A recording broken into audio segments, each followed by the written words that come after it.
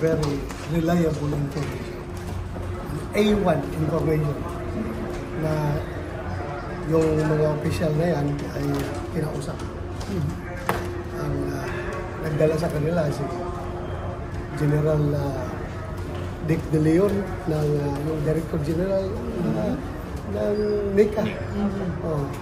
Kasama si Trillanes at andoon sa kanilang pag-uusap, andoon si Speaker Martin Romualdez at si Appropriations Chairman ng Lower House na si Victor Partelis na si Congressman Saldico. In those different instances, hindi sila sabay-sabay kinausap isa-isa. In those different instances, nandoon sila.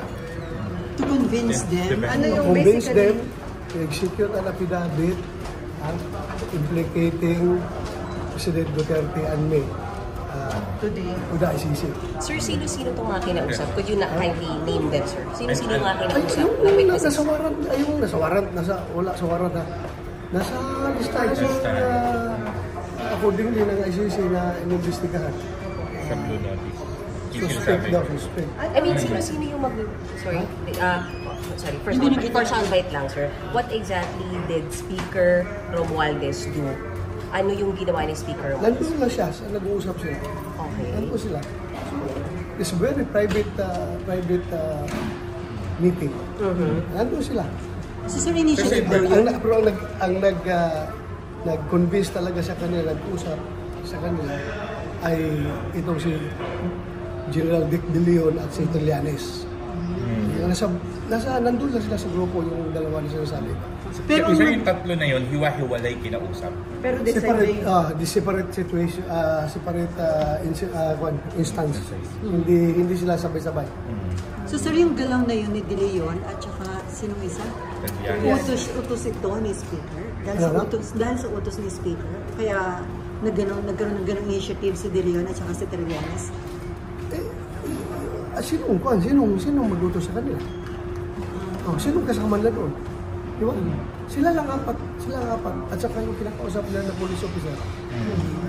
Sino bang, at wala ba, coincidence lang ba na every time kinakausap yung mga tao na yun, nandun silang apat? Silang apat ang harap? So na-convince daw na gumawa ng affidavit? Na-convince sila? Yes. Hindi sila pumayag. Hindi sila pumayag. They stood their ground. Ayaw nila. Dahil alam naman talaga nila na hindi dapat kasi mali at talagang dapat hindi implicate. Did you talk to them? Did you talk to them? Itong tatlong to, sir? Did you talk to them, sir? I will reveal this information later. Okay. Sir, sabi niyo kasama. Nakausap mo na sila, hindi pa rin. Nag-text lang.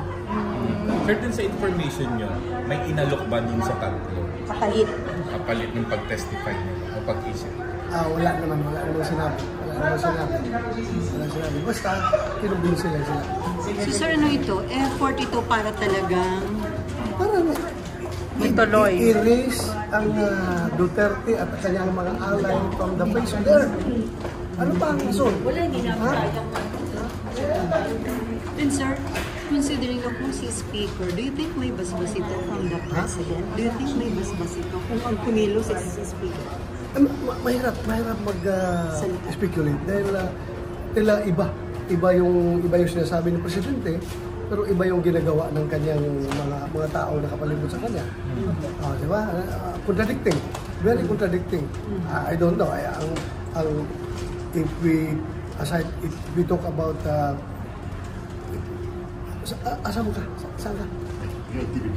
Okay.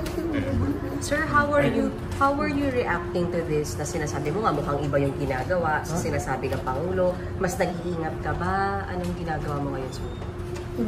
Ako, pinapasa Diyos ko na lang lahat. What will happen to me? Bahala na si Lord. Sir, Are you concerned po? Are you concerned personally? Personally, I am not concerned because I know na wala talagang jurisdiction ng ICC sa atin dito. Yung kanilang prosecutor humingi ng authorization na